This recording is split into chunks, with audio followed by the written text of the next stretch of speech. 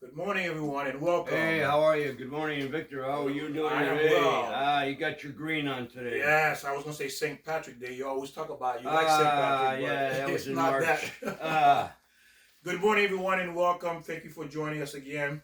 Again, it's always a pleasure. We thank God, our Creator, the one and only that exists, that created this beautiful world and given us this Torah, this Old Testament for us to learn to be able to live the life that He wants. Because remember, every parent who loves their children is going to give them instruction. oh, exactly. And the purpose of the instruction is for them to be safe and to live the life that they want them to live. Wait, That's did what you I'm thinking. say every parent? That's not Good true. parents. Yeah, there Good you go. parents. A lot of parents Yeah. don't teach them nothing You know, and because again, they don't know nothing. That's why they don't teach them. and that's the thing too, because why it says stupidity is a choice. The Torah says stupidity is you elected to be stupid or ignorant because why you chose not to learn. Why is it? Because people, oh, that's not true. Well, you know about driving. Well, somehow you know how to drive. You were able to go through school. You're able to get the job. You're able to keep the job. You're able to learn the job. So you chose what you want to learn. Well, that's a good example, like you say. I mean, I know we mentioned this before about driving. I mean, just that's the greatest example. Would you get in a car if you don't know the speed, the how to drive the car? What's the laws on the street? You're just going to go out there and then kill yourself. And that's what we do in our lives. We go out there and we get into a situation, a relationship, and we don't even know what we're doing. It's just like hit and miss. And then we go, whoa, what did I do? I think I married the wrong person. And there you go. That's what you're talking about. Yes, beautiful, Joe. Beautiful, Ah. because you know, which I was gonna say as well is that again, we're trying to give you as much information as possible because again, this is where you can go back and listen to this multiple times because every time you listen to this again, you're gonna learn new information. It takes time. It's a lot. It does not end. But one of the greatest gifts, like Joe was saying about getting the wrong person in your life, marrying the wrong person. Imagine now you marry the wrong person and then you bring children into that mess. There you go. So you're suffering in a marriage you're not happy in, and now the kids also paying the price Absolutely. for your bad choice or bad judgment based on whatever it is or logic you used to get into that situation. And you had the nerve to drag children into it. Exactly. And now you upset at your child because he or she misbehaving, they're doing this and this and this. And you know what? I'm gonna tell you something, ladies. And the reason why I'm saying ladies is that because you are called the gateway. The Torah calls you the gateway, meaning that you're the one who push out the child. You bring the child into the world. That's you right. spend 9 months. So you really decide whether or not you want to have this child. Exactly. A lot of women who got abortion, they didn't want it, right? Exactly. Because for whatever reason, they aborted. But if you chose to bring this child into the world, the greatest gift, the only gift beside God that a woman can give her child, a woman who says she really loves her child, the only gift you can give your child is to have a father called Superman. Say, imagine now, we all know Superman. He's one of a kind. There's hardly no one like him, or there's none like him. But imagine a child, his father is Superman. Can you imagine, or let's imagine your father is Superman. Can you imagine how you would feel walking around the world, hey, I got my father power too. Bullets can bounce off of me. And what are we talking about? We're talking about the character of this man who is into God. And what is a Superman looks like? I'm going to tell you what Superman looked like. Moses, Abraham, Isaac, Yaakov, King David, King Solomon. Those are the Superman. And guess what? That's why they're in the Torah. That's why they're in the Old Testament. For us to learn from them. We are learning from these Supermen. Right. And to clarify what you're saying, you're exactly right. People are thinking Superman, what, guy with muscles? It's not about the muscles. It's the character, like you just said. You know, Superman, the person who knows God and does the righteous thing in life. That's the righteous thing. That's Superman. And if you or Batman. Yeah. Not Robin. But if you look at Superman in general, what does he do? He saves people, he helps people. Right. He's doing the right thing. So I'm just kind of using that analogy for you to understand. No, that's a good analogy. To have a father who your child can look up. And now you also giving him a legacy. Right. You're giving him a legacy that he or she can be proud of. So if you did not give your child that, it had nothing to do with your child. It was about you. Now your child just got caught up in that mess. Right. He got caught up, or she got caught up, your child, into the mess you created, and now they don't have a legacy. So you're saying you created, in other words, the decision they made with the spouse. Yes. They made the wrong decision with the spouse. You married a crook, a gambler, a liar, drug a addict, cheater, a stealer, an alcoholic. You married that person. You got to realize that. And I know some people get in a situation where you're fooled, you're duped. You think this person's a great person because they fooled you. They wanted to trap you in the marriage to get you, so they got to tell you all these good things. Look who I am, and then they're not. So you got to go deep into who you're marrying. Understand who we're marrying. Beautiful, Joe. That is true. Both men and women. It's not about a gender. It's, both men, they got to find a good woman, because, you wind up marrying people who wind up committing adultery or whatever they do, shooting up drugs.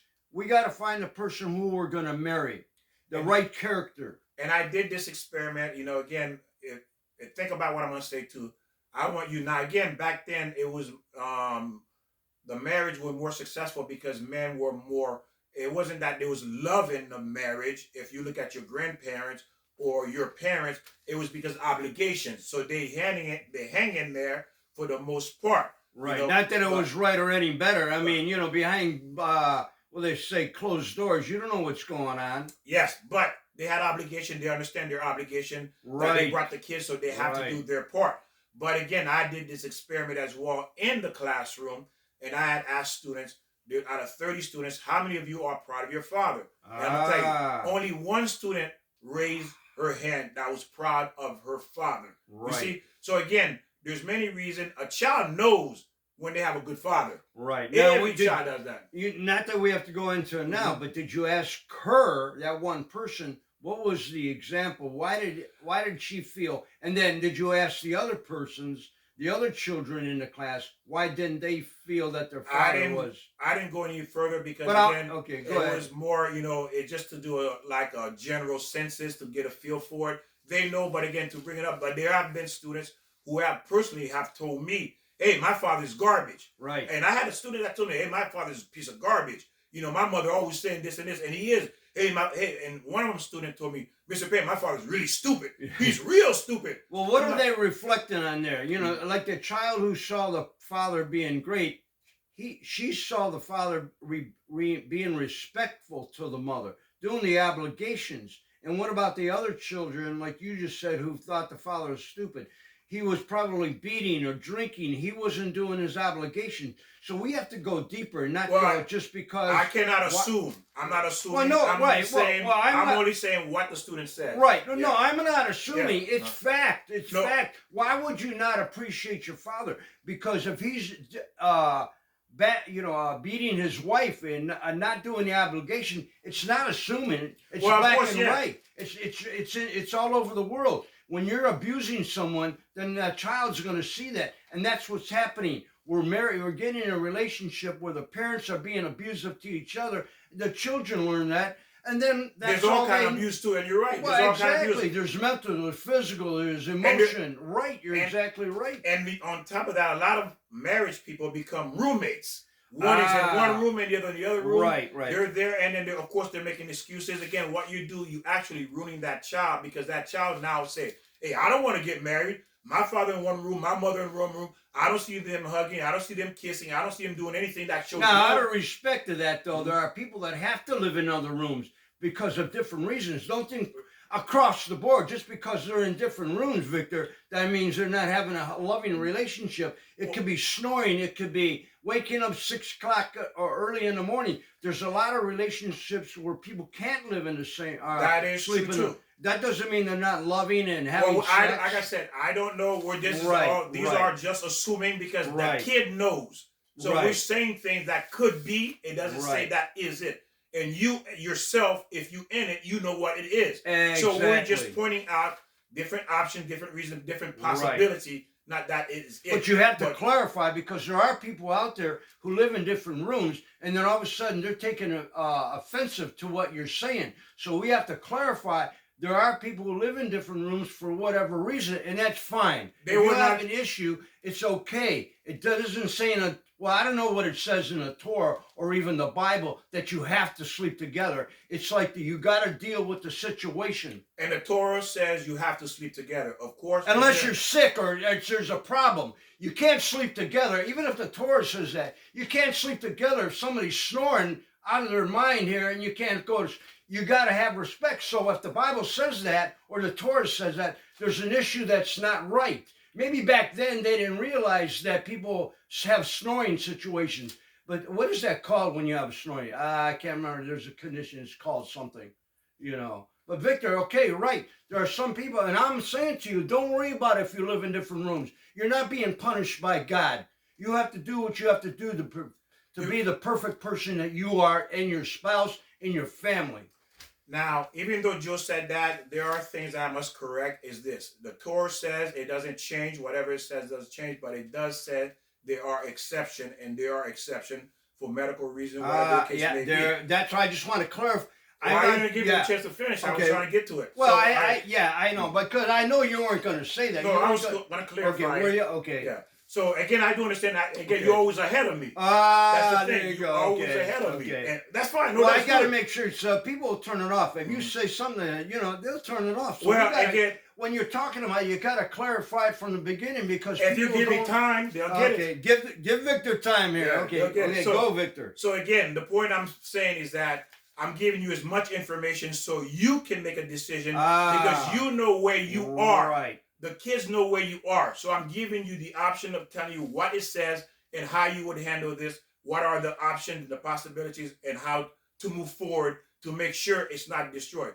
Now, the purpose of saying that you sleep in the same room, again, if they, like Joe was saying, and if there's medical or snoring, whatever the case may be, you can't be in the same room. Yes, but people do become roommates because they don't talk to each other. They're over with the relationship. Yeah. I'm just saying. That's not a marriage. Yeah, it's not a marriage. So again, that is you're not allowed to stay in because that's not what God calls a marriage. Right. So again, you have to divorce from this person if it cannot be fixed.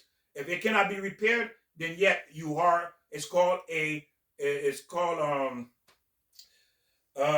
get.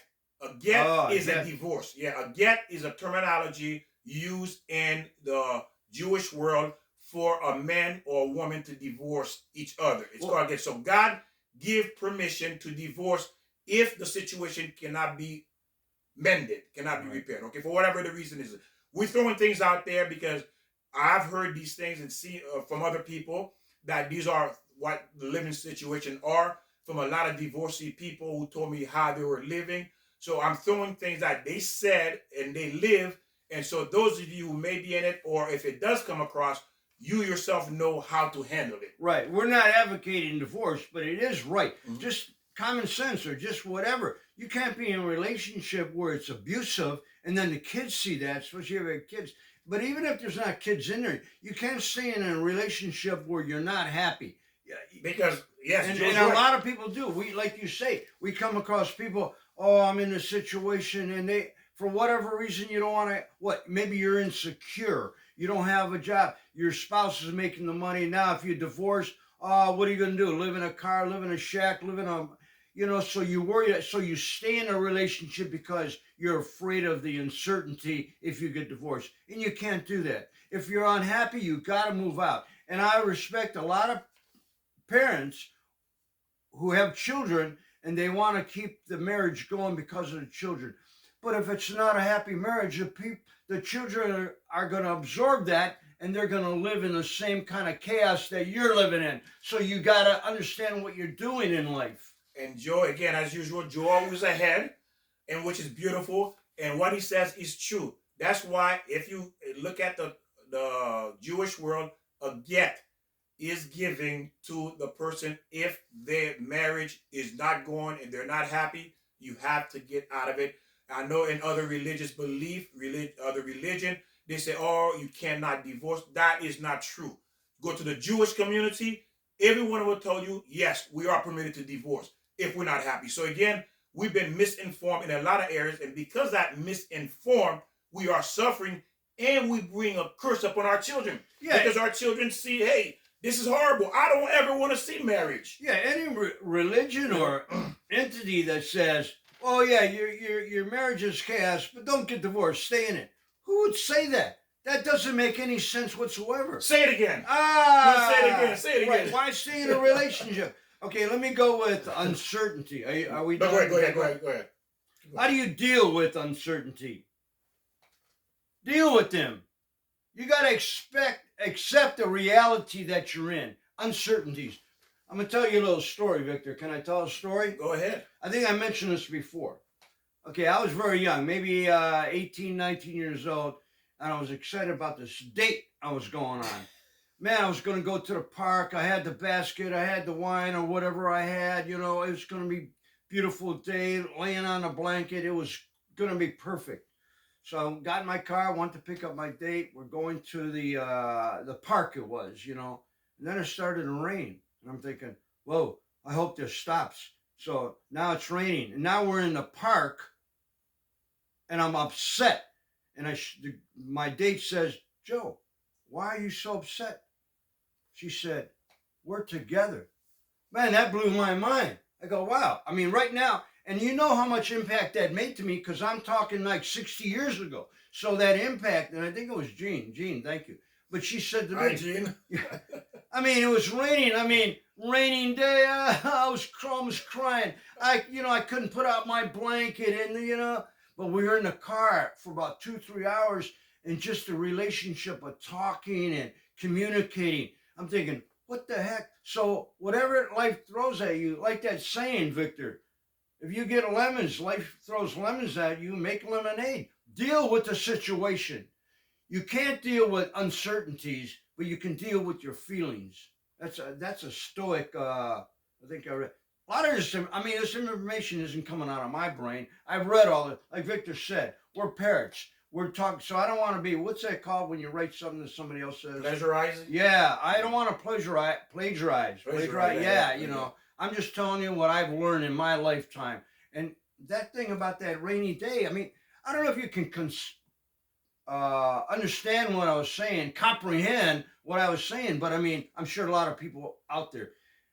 Again, she's saying to me, Joe, we're together. Whoa, man, that blew my mind. Okay, I'm done. I think I'm done. Now we continue about why we have to kill an animal, why it's good to eat them, why we eat the animals and vegetables, that it would be a sin if we were not allowed to eat them. So again, because meaning we're killing, we're causing suffering, and has proven now in Israel, the Jewish people are proving that plants do have feelings. Their scientists are working on how to interpret their speaking, because they are speaking, so they're working on that now to translate, to find out how these plants are actually speaking. So there are many, from my understanding, that experiment that's being done that they know plants are alive, trees are alive. So again, we're going to get into all that as we continue to move forward. So what's that point about eating animals and they're alive, and so eating animals and plant and vegetables? So in other words, people who believe that you shouldn't kill animals because of feelings, they shouldn't eat the vegetables. So you're always ahead. Okay, I just want to. Why have you're always ahead, Joe. Okay, there you so go. Okay, you know what? It's Joe's fault. Now I have to jump into it now. What it's saying, and I'm giving you, it's saying that people will argue, said, oh, I don't eat animals because of their feelings, and which is true, their feelings. The animal has 6 kids. He has to go to work every day, take care of his wife and his 6 children. He has to pay for private school. He has to put this one into this sport. Hey, the animal have feelings too. He wants to barbecue and have vacation with his family. But yet we're killing him. But yet we say we don't want to eat animals because of those reasons. But yet you have the perfume, the belt, the shoes, the purses, the makeup, all those things that for a coat you use. You use. Where does that come from? Rabbit coat. Animals, right? But again, you have to examine yourself. That's being a hypocrite. You're saying that, but yet you're utilizing the things they make. Now you said it's the feelings you don't want to kill, but yet now they're finding out that the trees, which has been done for I think 20-something years ago, they already started realizing trees have feelings, they have emotion, they do talk, they do interact. Okay, so if you go and start looking at it, you will see that yourself. But Israel, the Jewish people, already know and identify it is real. Now they're trying to find a way how to interpret that language to be able to communicate with them, to understand. That's the next level they are right now. The scientists are working on. So now that means we can't eat plants either. Well, the So we're bottom stuck. line is that we should be able to eat what we want to eat as long as I know. Well, whatever your religion says, a lot of people believe, and that's beautiful. If you don't want to kill an animal and eat, there's nothing wrong with. Victor's not saying there's something wrong with it, but you can decide what you want to eat. And I mean, which things that Well, they like I say said, you shouldn't eat things like blood. Naturally, you can't eat blood. I mean, we eat things. I like rare steak, and I do. So I mean, but it's okay to eat what you want to eat. I mean, naturally, there's some things like mushrooms are poisonous. There might even be, like you were saying, some greens that are poisonous. And there's a lot of people that can't, like the Jews. There's a thing called melkaflisha. That means that you can't mix proteins with dairy. And that's meat, fine. yeah, meat There's and nothing dairy. wrong with that. Yeah. If you don't want to mix, and sometimes you can't even mix it in the same meal, and sometimes, or even, yeah, the same sitting, or sometimes you have to kind of even separate it on your own plate. It's called melkaflisha. I think I'm pronouncing that right. Correct me if I'm wrong. Now, as far as the Jewish, there is an order and there is a prohibition how to eat certain things, because again, this is the law that God gave the Jewish people, and this has been around for 3,400 years. They've been practicing it, okay, because it's the time of Moses, when they received the Torah at Mount Sinai. So this is a tradition that's been there since the day of Moses. So again, these are laws the Jews still practice today, the Orthodox Jews. And you have different type of Jews, but we're not getting to that. But again, just for you to understand, these are laws, and this is how they eat, so you understand what makes the Jews different from the Gentile. Of course, the Gentile don't have to follow all those rules, because again, but you have to ask yourself this question: if God says it's good for them, that would make sense. Hey, I should do it too, because He's saying it's good too. Not that He's saying what we're doing is bad as well. Obviously, there's a benefit to it when they follow these specific guidelines, these specific animals, and the order of how to eat and do things. So obvious, there's a benefit to it. Every ethnic group has certain types of religious things, what they should eat and what they shouldn't eat. Well, you know, one thing confused me. This is a little different, but I can never understand when women are pregnant, they get a craving for ice cream and pickles. How does that work, Victor? Is that the same thing in the Torah? But you know, there is something like that, but I'm not going to get into it. Well, you know what I kind of think is sometimes, like me, myself, sometimes I get a craving like for a salad, and I'm thinking, why am I craving the salad? I think it's because my body is telling me, Joe, you need this nutrient, and you can go only get it in a salad. I mean, that's my assumption and theory. I'm not saying that's right, but that's what I feel. Your body does tell you what you need. Doesn't your body tell you when you're thirsty, you need water, right? So your body does tell you what you need. Okay, so there's two commandments. We're going to continue that affects the entire body.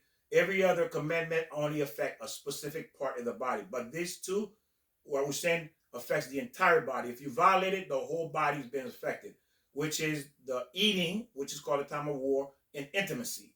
You know, intimacy, those are the two areas that affects the entire body, and we did cover some of that in the previous lectures. So we continue. So it says, generally speaking, if a person sin, he generally sin with one body part, like your mouth, your legs, your hands, and that's what we're talking about. So when you sin, or your mind, so you're not sinning with the whole body, but those two areas, you are sinning with the entire body. So his eating affects your entire body, both physically and spiritually. It will determine how you smell, feel, what kind of seed you produce, because it says that you cannot be intimate with your wife.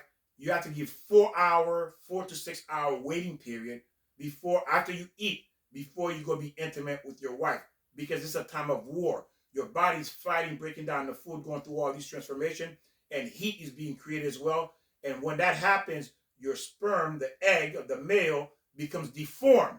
So if you intimate, now you are producing, or you have deformed seed that's there, and now you're passing that deformed seed spiritually and physically to your spouse. So maybe, okay, so now I understand. I think a couple of times when I've gone up to my mate. I go, ooh, you want to do a little bit of this? She goes, ooh, no, I don't want to. And I'm thinking, oh, it was the garlic I ate. Oh, yeah. So sometimes when you get a negative, guys, maybe like you're saying, Victor, you better smell yourself. Okay, I'm doing No, a which is joke, good. No, but which is I mean, I eat a lot of garlic. You're right. right, You're which right. is beautiful because even though beautiful what you said, even though you like it, but the beauty of this is that you should not do something that will make your spouse feel repulsive. Repulsive. Not that they don't love you, but think about it. Let's say you're in the car and your spouse passed gas. Ooh. There's no way you find them attractive. No. Right? You're gonna find that person attractive. People do that all the you're time. like, oh, roll down the window. Whoa. You know, so again, that just to give you an example how repulsive it's gonna be to that woman or to the man if you're eating something that like smoking too. If you're a smoker and he's not a smoker or she's not a smoker, that's repulsive. So again, you have to understand. Hey, that's part of like now going back to when we say when we find a mate. Mm-hmm. You have to also, like we talk about, you got to know their character and personality. If you're a garlic eater, you better find somebody who's a garlic eater. So that's part of finding. I know I'm making a little joke, but that's right. I mean, you don't want to marry a smoker if you're not. So I mean, all that takes in place. You know what Victor, what you're saying, and that is true. Again, see, the Torah is what is the Torah teaching you? How to behave toward the other person. That's what the Torah is. The Torah is saying this is how you need to look at your spouse. This is what you need to be aware of. This is your caution area. This is the do's and don't. Why? For your spouse to continue loving you, for you to continue to grow, to have a healthy marriage, a healthy. And that's what part of the Ten Commandments talks about. Mm-hmm. Ten Commandments, all that as far as finding a mate and understanding your relationship.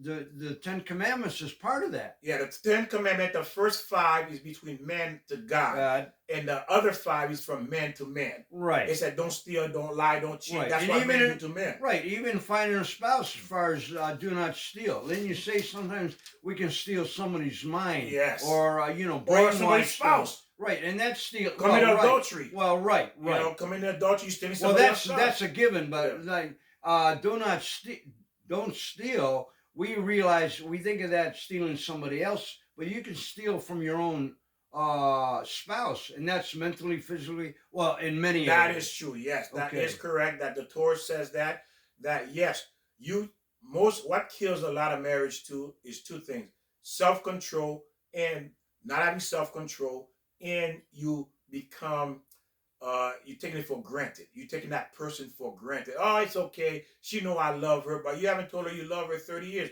Yeah, but she knows that's why I'm still around. If I didn't love her, I wouldn't be around. That's not love. You're not thinking about that person. But again, we did cover those in many videos. We don't want to go back. We want to continue. So we'll continue. Again, I throw bits and pieces in there just so to remind or refresh some of the previous learning. So it's not just determining your shape or weight of your body when you're eating. It's not just for that. So you're thinking that this is where they're going with it. It's not about weight and body.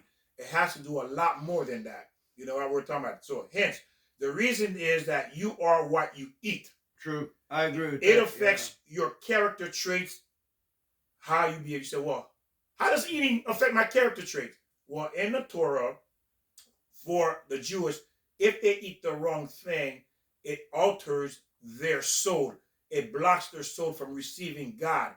And because of that, now they cannot connect with God, and now they become impure because it creates like a shield. We all know what a force field shield, if you watch Star Trek or movies, they have a shield. So now the truth cannot enter because why? You eating something that's called ra. Ra means evil and impurity, or the evil side is also called the impure side or the other side. Okay? And let me capitalize on that. Also, too, we think that vitamins are just for the body, the physical. They're also for the mind. If you're missing an element of, let's say, zinc, I'm trying to think of other offhand, other minerals or even vitamins. If you're not getting that right balance in your brain, that can distort you. And they found that out in schizophrenics. Is that the right word? How to say that? Psychopaths, people in prison, and also people in mental hospitals.